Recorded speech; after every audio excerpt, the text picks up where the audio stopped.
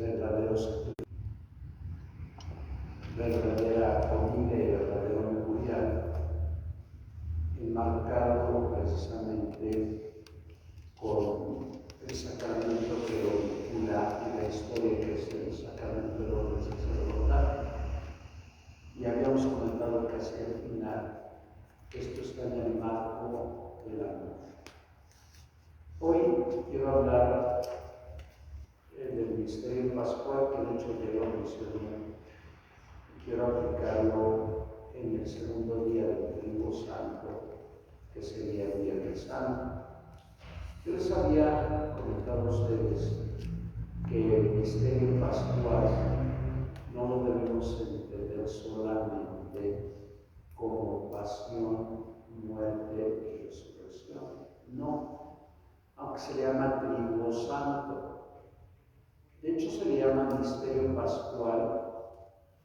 La palabra misterio en griego viene del misterio, que significa lo oculto, lo que no se ha revelado. Por tanto, el misterio es incomprensible para la inteligencia. San Jerónimo, cuando traduce la Biblia en griego al latín, cambia la palabra misterio por sacramentum, porque él consideraba que la palabra misterio iba más a los secretos de las religiones politeístas. Si ustedes saben un poquito de las religiones politeístas, recordarán a Mitra, a Cibeles, a Astarte, a Horus, a Isis, a Osiris, y a la mitología griega, que es desconocida para nosotros y que plasmó Homero en la Ilíada y la Odisea. Entonces, a Jerónimo decía: Dios se ha revelado totalmente, por tanto ya no es un misterio. Debemos de considerarlo como algo sagrado, porque viene de lo alto y porque el Dios verdadero sucumbe a los dioses paganos. Eso por un lado la palabra misterio, y por otro lado la palabra pascual. ¿De dónde viene esta palabra? Viene de la lectura que yo les decía, pero que no les comenté, del capítulo 12 de Éxodo. Les había comentado que los judíos desde el siglo XIII antes de Cristo tenían que degollar un cordero y rociar con su sangre la puerta y las ventanas de las casas judías. A eso se le llama Pascua, que viene de Pashá, que significa paso, pero es un paso apresurado. Por eso los judíos tenían que comer a toda prisa el cordero. Si no han leído el capítulo 12 de Éxodo, han de recordar la película de Cecil DeMille de 1956 con Charlton Heston y Hugh Grant, que se llama Los 10 Mandamientos, y recordarán que estaban comiendo a toda prisa el cordero. Ahora, ¿cómo lo aplicamos a la nueva economía de salvación? ¿Qué significa el misterio pascual? Bueno, ahí pueden apuntar Gálatas 4:4. ¿Qué dice Gálatas 4:4? Llegada la plenitud de los tiempos, envió Dios a su Hijo, nacido de mujer, nacido bajo la ley. Ahí empieza a revelarse el misterio que estaba escondido desde antiguo y que los profetas del Antiguo Testamento pueden pensar en Ezequiel y Daniel, le llamaban hijo de hombre. Pueden pensar en Isaías, le llamaban siervo de Yahvé. O pueden pensar en Zacarías, que habla de los dos Mesías. Pero en realidad ningún profeta se esperaba el advenimiento no de un emisario real, como lo pensaron con las promesas davídicas, sino más bien de un Dios que se hizo hombre para salvar al mundo. De hecho, ahorita lo pudimos escuchar en la primera lectura del libro de los Números, donde la serpiente que representa el mal como figura anticipada del que fue levantado en la cruz, la serpiente representa a Jesús. Si ustedes algún día leen Biblia y Legado del Antiguo Oriente, de Maximiliano Castilla, editorial Bach, van a ver los puntos coincidentes de la teología del Antiguo Testamento con las culturas próximas, con los asirios, los sumerios y los egipcios. Y todos consideraban a la serpiente como representación del mal. Pero uno puede pensar, ¿acaso Dios es malo? ¿Jesús es malo? No. Pero Pablo lo dirá en la carta a los romanos: al que nunca cometió pecado, Dios lo hizo pecado. Ya lo decía el libro de Deuteronomio: maldito el hombre que penda de un madero. Es decir, los que morían de la forma en que murió Jesús, los judíos los llamaban malditos, por tanto, pecadores. Misterio pascual que inicia desde que Jesús se encarna, desde que Jesús nace, desde que la familia huye a Egipto, desde la vida oculta. Y claro, no le hagamos caso a esos libreros un tanto, dirían los españoles, fatuos y baladíes, como Jesús en Cachemira, que Jesús tuvo con los marcianos, ¿no? Esas son veleidades de la narrativa de pocos escrúpulos. Jesús tuvo vida oculta. ¿Por qué se llama la vida oculta? Pues que Jesús fue un niño como todos los niños, un joven como todos los jóvenes, menos en él pecado. Eso que se fue a la India, que se fue a Japón, esos son cuentos. Yo creo que la gente que vivía en los terrenos de Judea y de Galilea, yo creo que nunca salieron de suave. Y más se les quedan pobres.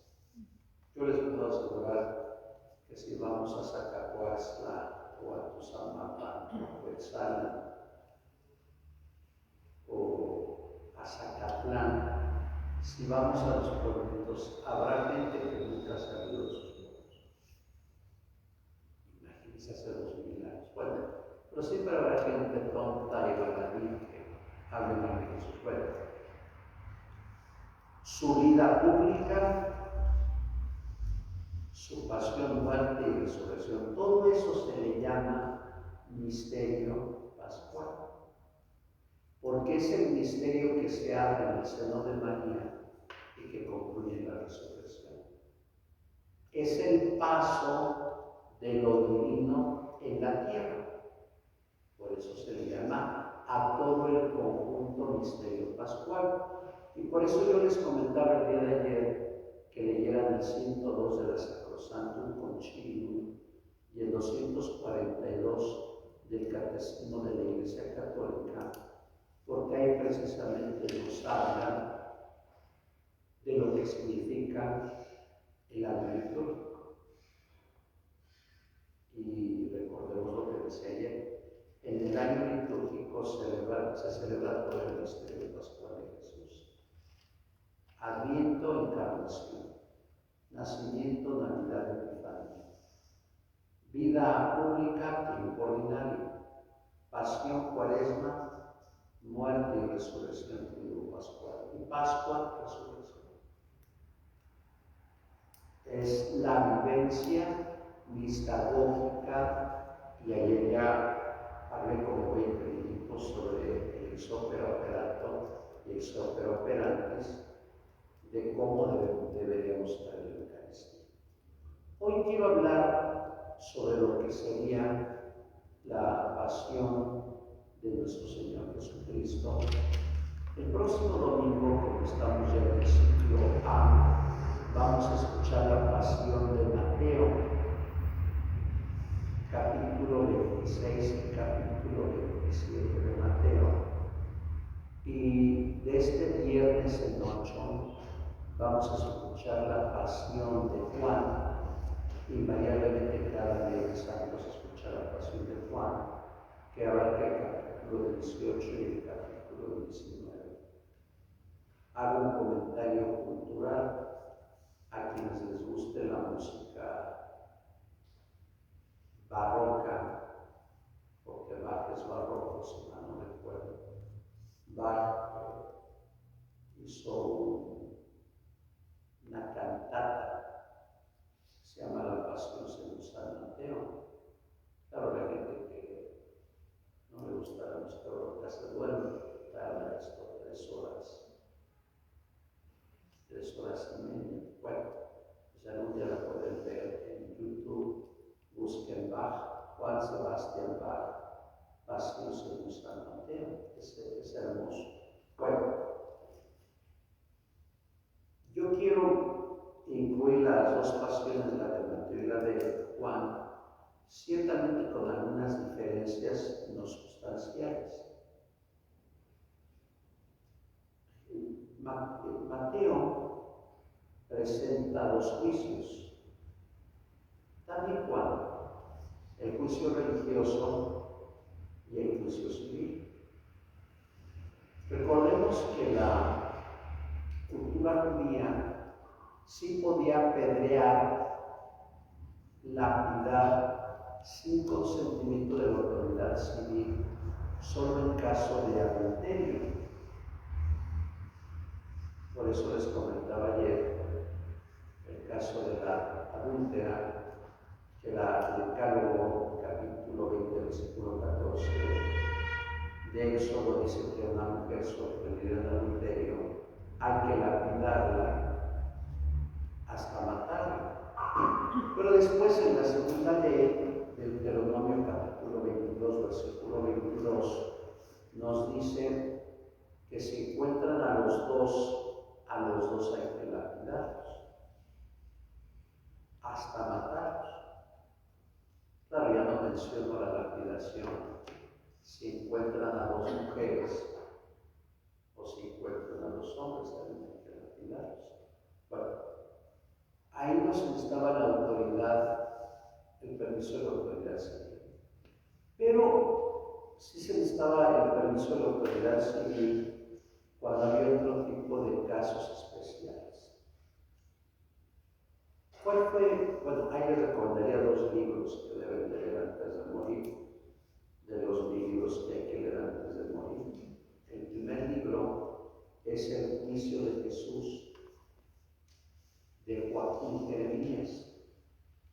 Para que algún día lo lea. Y el otro libro es El juicio de Jesús, de Francisco Orihuela. Ustedes recordarles este hombre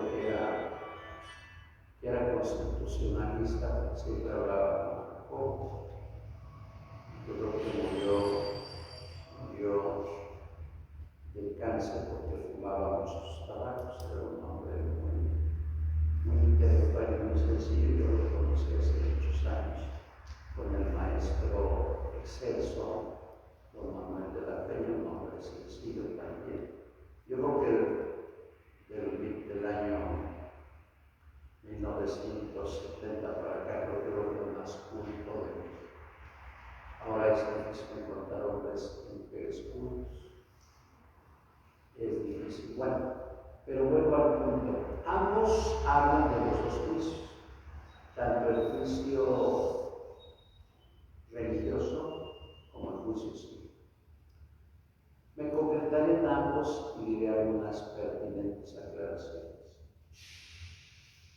Para eso también hay que leer las Salvifici Doloris. Cuando tengan algún familiar enfermo, en lugar de llevarle dulces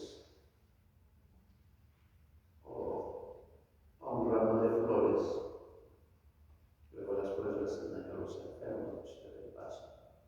Por cómprenle la carta apostólica Salvifici Doloris, el dolor salvífico, y la traducción es sentido cristiano del sufrimiento humano.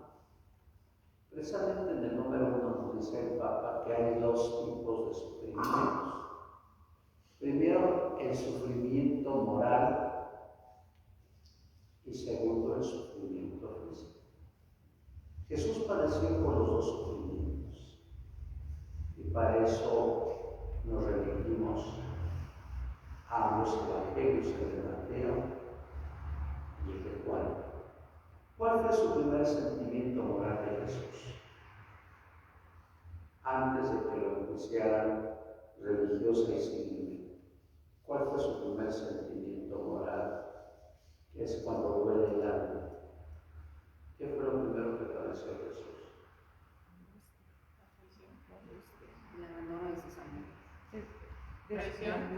El abandono de sus apóstoles. La traición de Judas Iscariote, Y la la negación de Pedro, y que todos los demás huyeron. Y se los dijo en su cara a Jesús, con que ya comprendieron, y Jesús les dice en el capítulo 14, yo os digo que todos ustedes me van a abandonar, pero no está solo, no estaré solo, está mi Padre conmigo. Yo creo que ustedes, espero que nunca lo hayan sufrido, que hayan confiado en alguien, hasta sus propios hijos o hermanos, y que los primeros que dan la puñalada trampera, dirían los poetas, son los mismos familiares. Jesús había educado durante 3 años a estas personas, les había confiado el reino, y al final lo dejaron solo. Ahí sufre el alma, dice Juan Pablo en las Salvifici Doloris, el dolor del alma, que significa que es un dolor moral. Ese sería el primer dolor de Jesús. ¿Cuál es el segundo dolor? Cuando está en Getsemaní. Y por eso ese día, el Viernes Santo, se va a leer la carta a los Hebreos, capítulo 5. Y nos dice textualmente el autor, entre gritos y llantos, Jesús le pedía a su papá no morir. Eso se llama, capítulo 22 de Lucas, lo trata como agonía. Y recuerden que la palabra agonía, ¿qué significa? Angostura. Ya se los dije 16 veces en la misa. La palabra agonía significa combate o lucha. ¿Por qué se dice que una persona cuando está muriendo vive el momento agónico? Porque aunque nosotros lo estemos viendo y escuchemos los estertores de la muerte, aunque haya 2 doctores y la familia entera, ¿quién es el único que sufre el combate contra la muerte? Es el enfermo. Y es el combate contra la muerte. Así lo retrata Lucas, que era médico, en el capítulo 22. No recuerdo la palabra médica, pero hay personas que su agonía es tal que empiezan a sudar sangre en la frente. Médicamente ese es un hecho probable. Yo creo que los que en nuestra querida patria mexicana son secuestrados, atormentados, asesinados, lo han de padecer terriblemente. Dice que nuestra parte está en tranquilidad y 3 días aquí en Puebla mataron a 6 mujeres.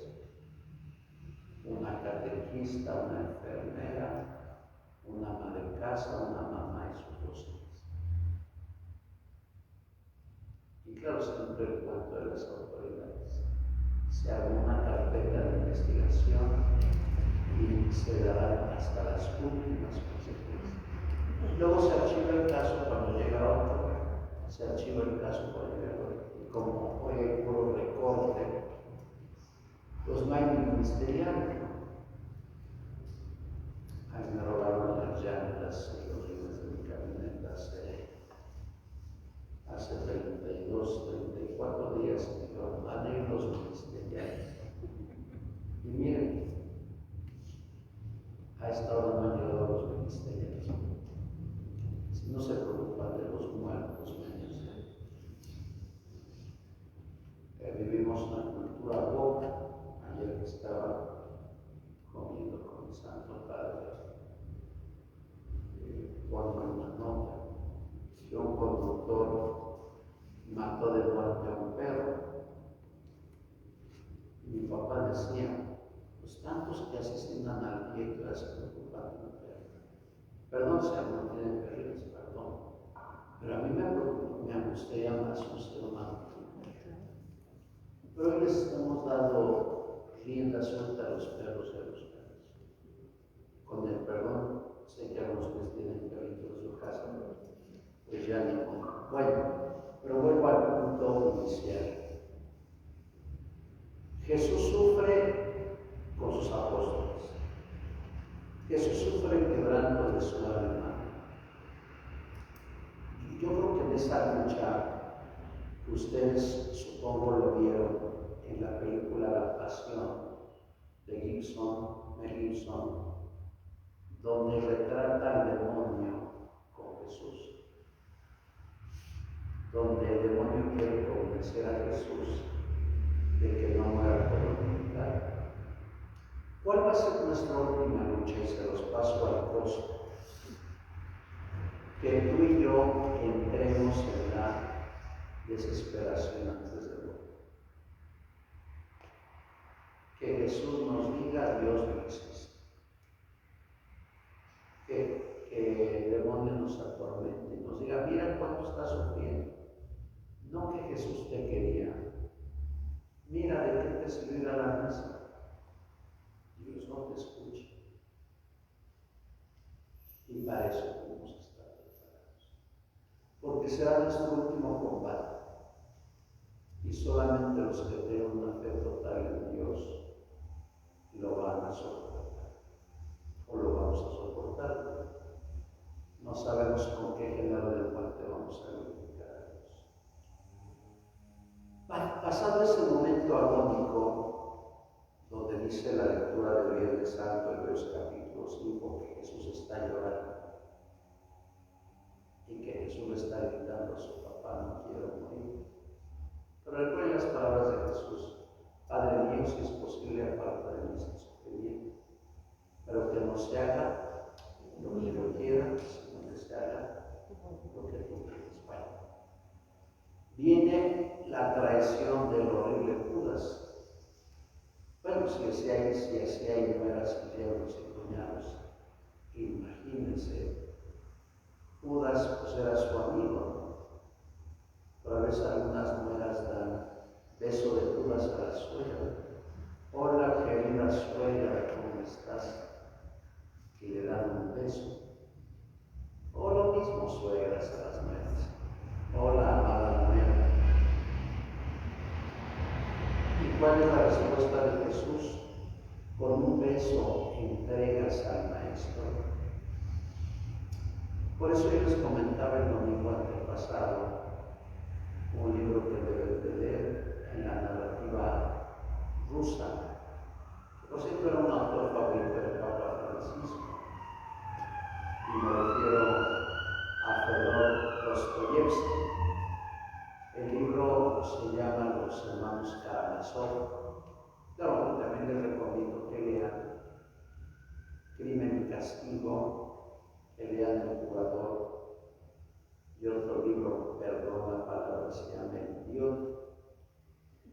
Dostoyevsky es novelista en el aspecto de la psicología. Bueno, lean un día los hermanos Karamazov, enjuician a Jesús y le reclaman: ¿por qué fuiste tonto y por qué no cediste a las tentaciones del demonio? Ni al poder ni a la riqueza ni al placer. Y así nosotros no hubiéramos tenido remordimiento de hacerlo. Ya terminan de enjuiciar a Jesús y le dice al juez: ¿tú qué dices? El juez se para, se acerca al juez, le da un beso y se va. Bueno, ese no es beso de Judas. Con el beso, Dostoyevsky está diciendo: pese a nuestras rebeldías, Dios nos sigue perdonando. Pese a que somos a veces medio duros del corazón, Dios nos sigue perdonando. Bueno, eso en cuanto a la relativa cosa del siglo XIX. Y ya vienen los ultrajes a Jesús. Hay Abscott que les habla de la ley del Sanedrín. Y la ley del Sanedrín dice dos cosas que no se aplicaban a Jesús. La primera, un juicio tiene que ser en la mañana, no tiene que ser en la tarde ni en la noche. Y para que alguien sea enjuiciado, tiene que estar todo el Sanedrín, no algunos. Y en esas dos cosas fallaron. Ustedes saben los datos de la cultura veterotestamentaria que el Sanedrín estaba compuesto por cuántas personas.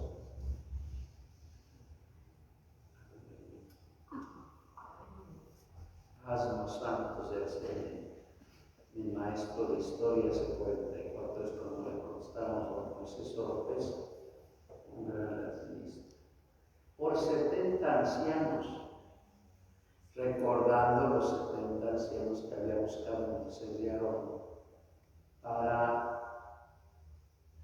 ser jueces en el pueblo de Israel. Bueno, ¿cuáles fueron las dos fallas del juicio religioso de Jesús?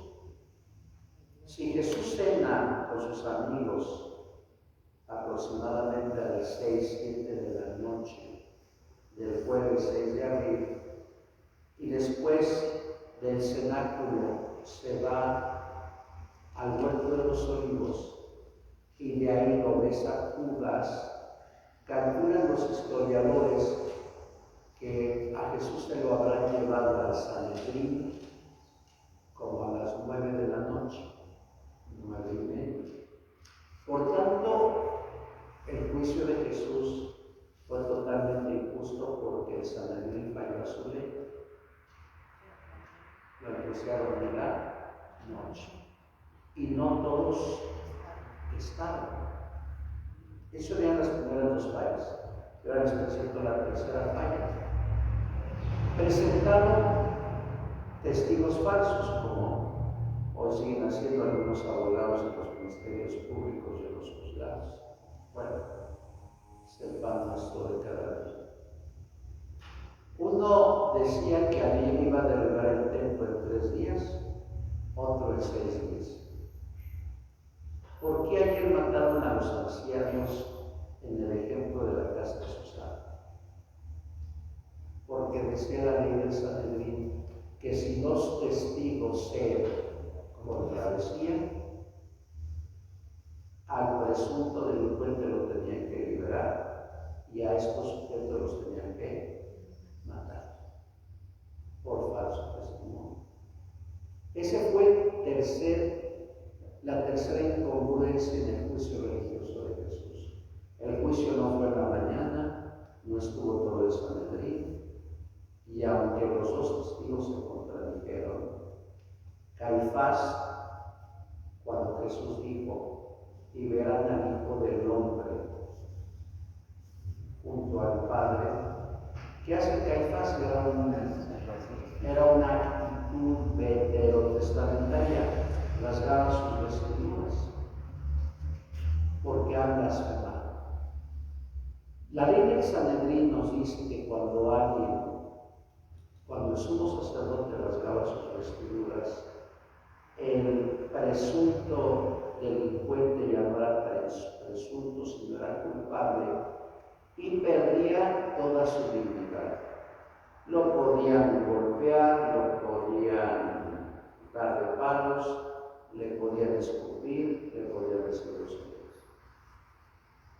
Eso lo padeció Jesús y ya empieza a padecer físicamente el insulto y los maltratos. El primer juicio de Jesús tiene esta condena: sea declarado Hijo de Dios.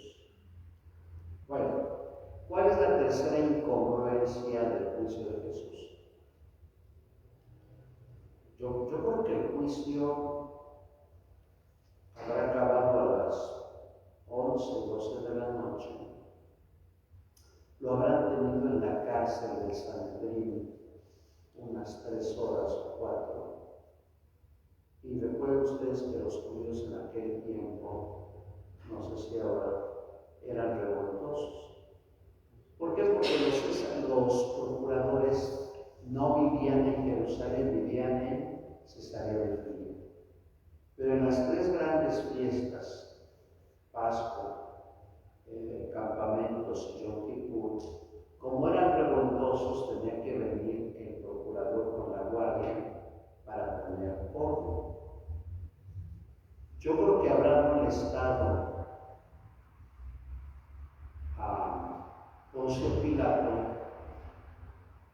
como a las 5 o 6 de la mañana,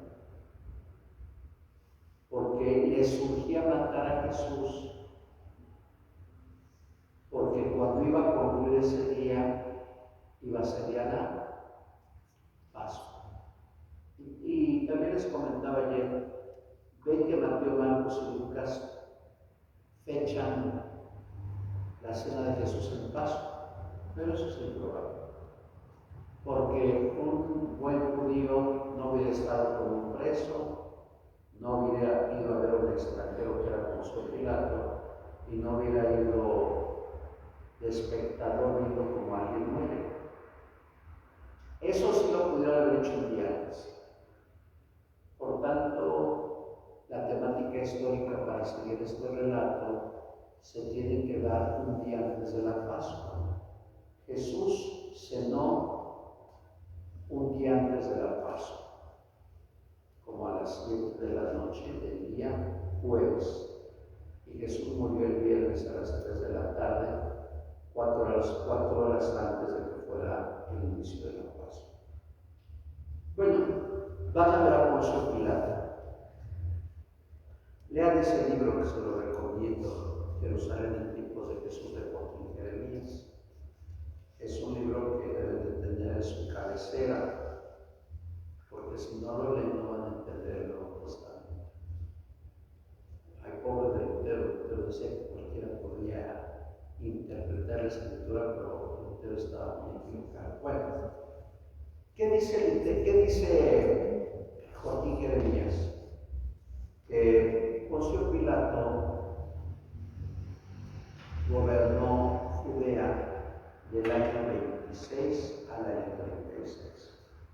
Estamos hablando que es el año 30, pero Poncio Pilato le tenía miedo a Anás y Caifás, porque había 2 sumos sacerdotes.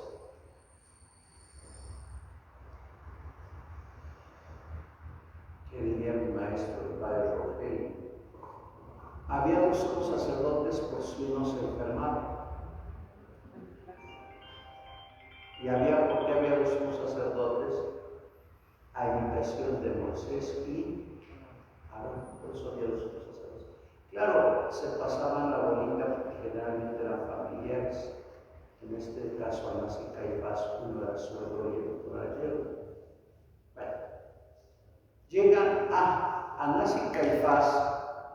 Habían demandado 2 veces a Poncio Pilato ante César, y aunque usted no lo crea, el César les había dado la razón no a su procurador, sino a Anás y Caifás.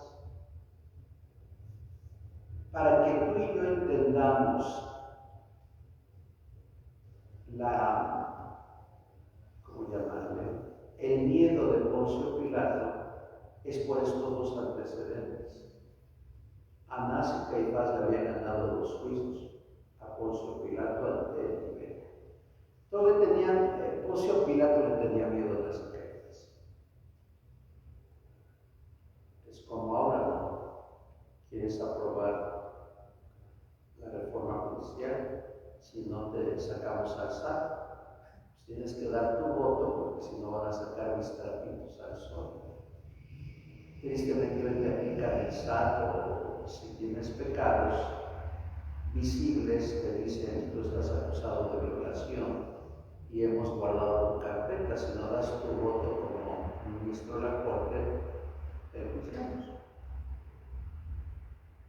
Qué horrible es eso, ¿verdad? Bueno, por eso siempre hay que tener la frente tranquila y que actuar con dignidad. Bueno. Llegan con Poncio Pilato, se calcula las 5 o 6 de la mañana en el Endosado, en la Torre Antonia, y le piden a Poncio Pilato que él salga, porque si hubieran entrado a la Torre Antonia hubieran quedado impuros para la Pascua. Bueno, sale Poncio Pilato y aquí viene el segundo juicio, el juicio civil romano. Pero aquí viene la cuarta incongruencia de los sanhedritas y de los sumos sacerdotes.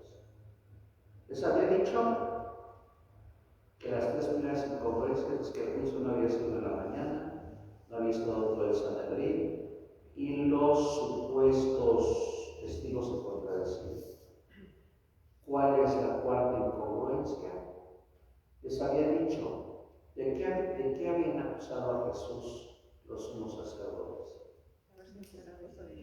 De haberse declarado hijo de Dios. Cuando llegan con Poncio Pilato, ¿qué es lo que le dicen a Poncio Pilato? Este se ha declarado rey de los judíos. ¿Qué tiene que ver que Cristo sea hijo de Dios a que se declare rey de los judíos? Nada que ver. Yo me enojé con el MP. A mí me urgía porque yo tenía que analizar por celebrar a la una. Y yo soy maestro, y yo dije, soy maestro. Y ya firmé yo mi acta, pero no la leí. Ya cuando venía con el corrector americano. Yo dije, me pusieron que soy maestro del colegio central. ¿Cuándo dije que yo era maestro del colegio? Yo si me hubieran dicho maestro del colegio Bernabé, pero era del colegio central. Me pusieron otras cosas que no. Bueno, esto pasó también en el juicio de Jesús. A Jesús lo enjuiciaron porque se había declarado hijo de Dios. Llega con Poncio Pilato el viernes 7 de abril del año 30 y le dicen, este señor ha dicho que es rey de los judíos. Y luego hipócritas Anás y Caifás. Y el único rey que tenemos es al César. No, una hipocresía vana, horrible. Ellos odiaban al César. El grupo más radical del pueblo judío eran los sicarios, que hoy han devaluado esa palabra. El sicario mataba por dinero en tiempo de Jerusalén. No. El sicario mataba por un extremo nacionalismo religioso. Ahora le llaman sicarios a los que matan por dinero. Como yo les decía ayer, los garabatos que hacen las damas del velo verde, ¿no? De la pañoleta verde, y nuestros ínclitos reporteros poblanos le llaman iconoclastía, Dios mío. La iconoclastía es bizantina, pero los de ellos solo reclamaron los dueños de ya no me dijeron nada. Bueno, pero vuelvo a ese punto. Pilato lo interroga y no ve ninguna pena, o sea, ningún problema. Él no quiere matarlo porque ve que es un inocente. Pero al saber que es de Galilea, lo remite con el rey Herodes, que también estaba vacacionando y por la fiesta. Herodes lo interroga y se lo remite a Poncio Pilato. Se entiende que Poncio Pilato quiere salvarlo, pero le tiene miedo a Caifás y lo manda a flagelar. Yo les he comentado que una cosa es la flagelación y otra cosa es los azotes. Pablo recibió 3 veces los 39 azotes. Era con un cuero mojado y a la persona no se le desnudaba así como estaba, pero perforaba la ropa. En cambio, la flagelación era con el cuerpo desnudo, atado en una columna con 2 verdugos, y los flagelos tenían 5 usos de hueso, de metal o de fierro, para que penetraran en la persona, abrieran la piel, salpicara la sangre, y claro, los fierros estaban llenos de moho. Ahí ocasionaría inmediatamente una infección. Pero como los verdugos eran al estilo Charles Atlas o Arnold Schwarzenegger, que eran muy fuertes, cuando desextendían el flagelo, lo que hacían era romper la piel, abrir más la piel 5 o 10 centímetros y empezaba a coagular la carne y la sangre. Ahora imagínense, si multiplican 39 por 5, Jesús tendría cerca de 195 heridas en el cuerpo. Imagínense los ojos, en la femoral, en la espalda, no sé. Si ustedes leen la vida de Cristo de Futojo Tashin, nos dice Futojo Tashin que la mayoría de los condenados a la flagelación morían porque estaban desangrados. O los que sobrevivían por suerte les cortaban alguna extremidad, les quitaban las 2 piernas o las 2 piernas y un brazo y quedaban como tronquitos. Era una muerte lenta, horrible. Eso lo sufrió Jesús. Pero como ustedes supongo ya vieron los estudios de la Sábana Santa,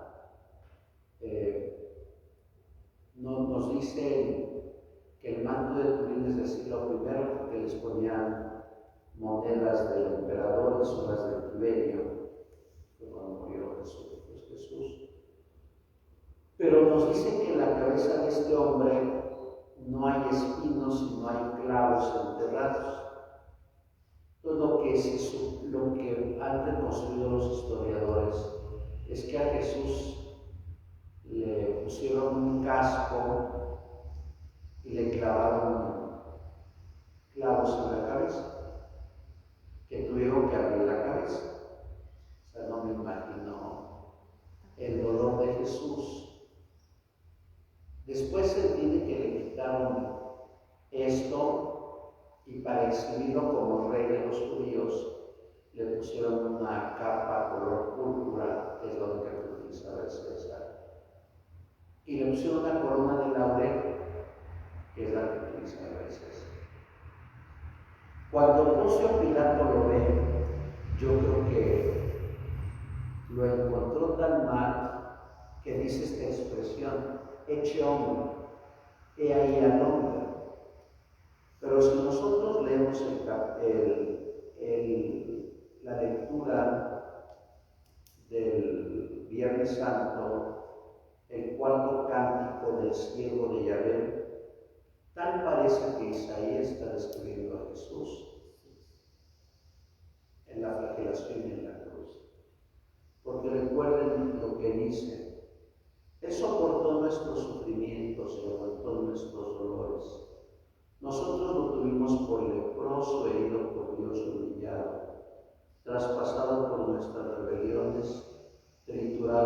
nuestros crímenes. Él soportó el castigo que nos trae la paz. Por sus llagas hemos sido curados. No tenía aspecto de hombre, despreciado, humillado, varón de dolores, habituado al sufrimiento. Yo creo que Jesús no se podía poner ni en pie. Eso fue la flagelación y la coronación de clavos. Finalmente, en un acto injusto, en un juicio injusto, el cobarde, porque eso es el cobarde, como algunos jueces y magistrados y ministros son cobardes en México. Claro, más ahora los del acordeón, que dan sentencias injustas. El hipócrita todavía se lava las manos y chistosamente dice: soy inocente. ¿No? ¿Cómo dice? No soy responsable de la sangre de este inocente. Pero si tú eres el juez y que tú lo condenes a muerte y que tú digas que no eres responsable, es como los políticos de ahora. Oiga, ¿qué pasó con Dos Bocas? Tiene la culpa Porfirio Díaz. Oiga, ¿qué pasó con el millón de muertos del COVID? Tiene la culpa Hernán Cortés porque trajo los rusos. Y todavía vemos a gente vieja, gente vieja de 40, 50, 60 años, que le echa la culpa a sus papás de todo. Es que yo no pedí nacer. Darle unas bofetadas a esa mujer o ese hombre.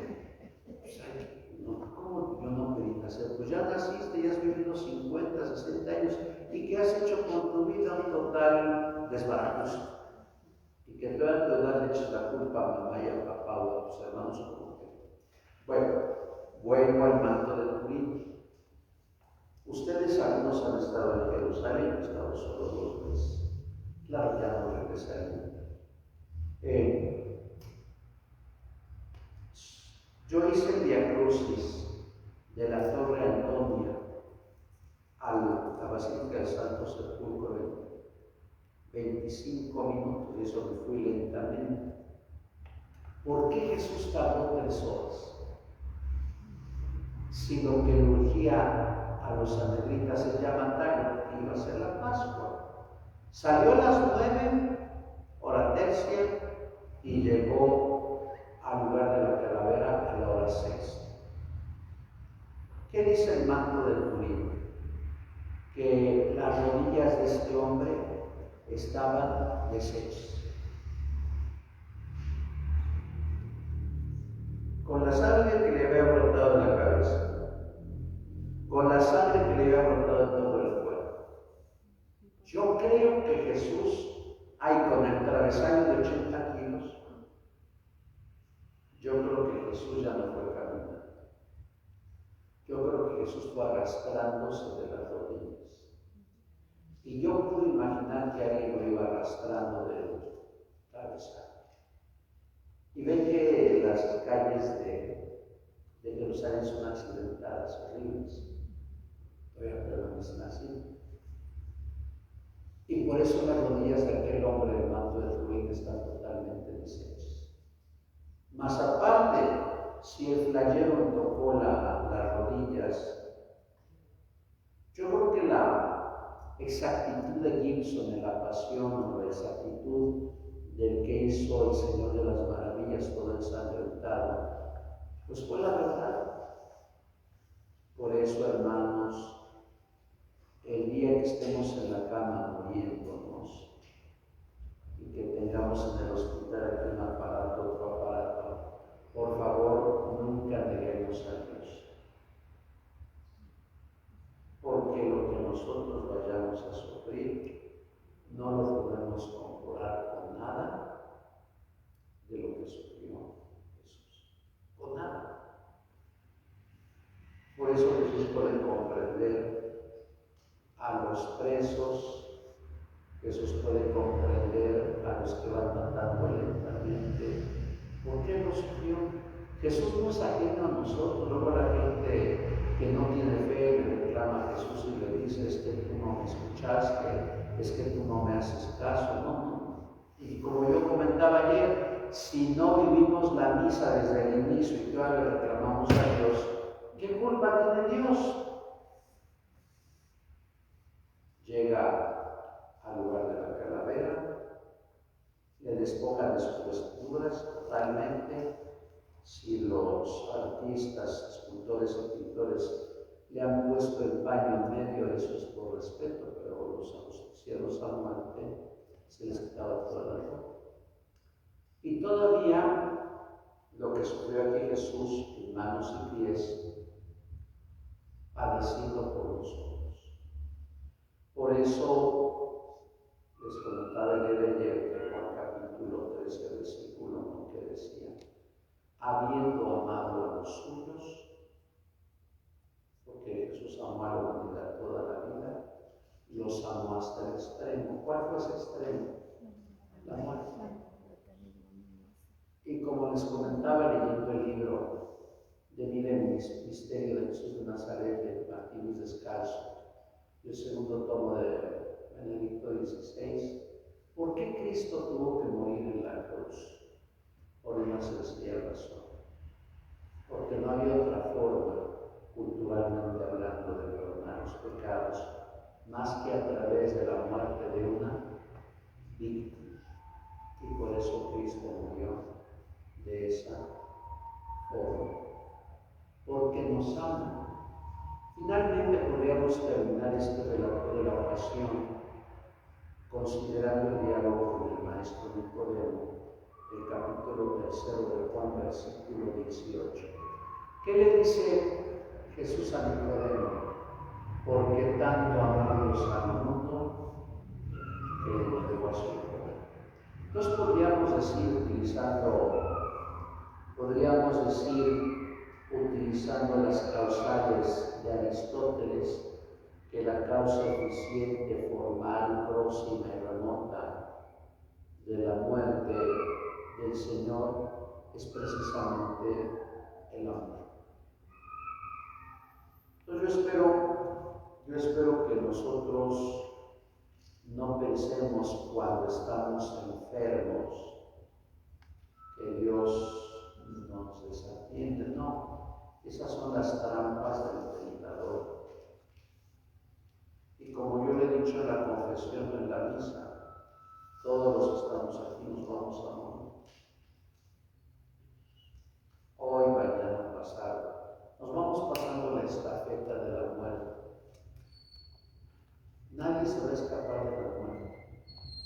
Entonces yo creo que, como dice la carta pastor a los ángeles sanitarios, si hemos vivido intensamente la vida, hay que vivir intensamente el momento próximo a la muerte, mientras tengamos conciencia.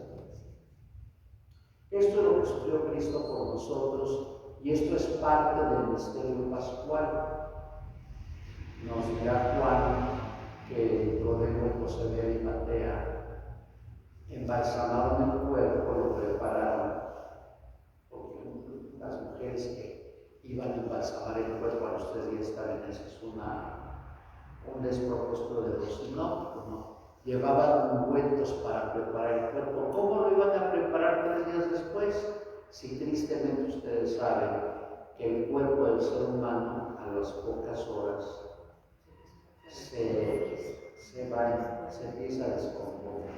Por eso Marta le decía anteayer a Jesús: ya huele mal, ya tiene 4 días. Yo recuerdo finalmente un padre a quien yo quise mucho, que su santa madre, que vivía aquí en La Paz, Santa Rey, doña Carmelita, murió el padre a las 5 y no conseguían doctor. Dios mío, espero cuando lo muera consigan doctor, porque los médicos católicos iban. Dieron las 6, las 7, las 8, las 9, las 10, a las 11 no había conseguido. Y el pobre padre estaba ahí tendido con una sábana. Yo fui a celebrar la misa porque un día antes le había llevado la comunión, y todavía yo le dije: mañana vengo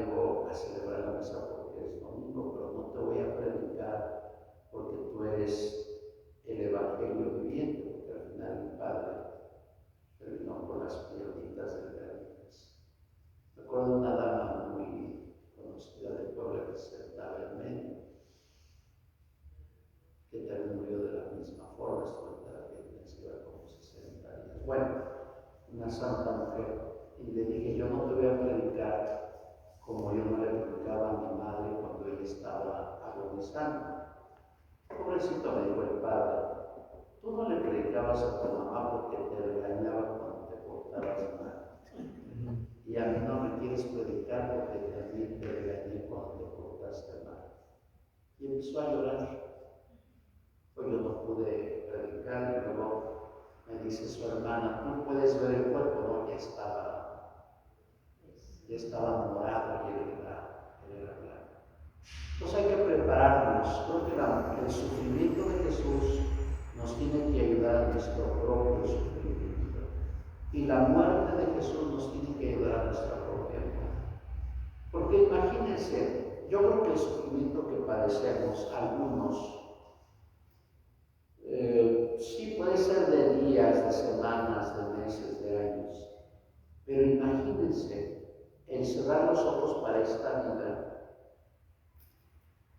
y abrirlos para la eternidad es contemplar a Dios. Y ese gozo nadie nos los va a quitar. Ese gozo, ¿quién nos lo puede quitar? El tentador y el pecado. Pues hoy hemos hablado del misterio pascual. El día de mañana lo vamos a concluir con las dos pruebas de la resurrección del Señor. Así sea. En el nombre del Padre, del Hijo y del Espíritu Santo. Amén. Te damos gracias, Señor, por todos los beneficios que nos has concedido. Tú que vives y reinas por los siglos de los siglos. Amén. Dios te salve, María, llena eres de gracia, el Señor es contigo. Bendita eres entre todas las mujeres y bendito es el fruto de tu vientre, Jesús. Santa María, Madre de Dios, ruega por nosotros pecadores, ahora y en la hora de nuestra muerte. Amén. El Señor esté con vosotros. Y con tu espíritu. Y la bendición de Dios Todopoderoso, Padre, Hijo y Espíritu Santo, descienda sobre ustedes y permanezca para siempre. Amén. Que pasen buenas tardes.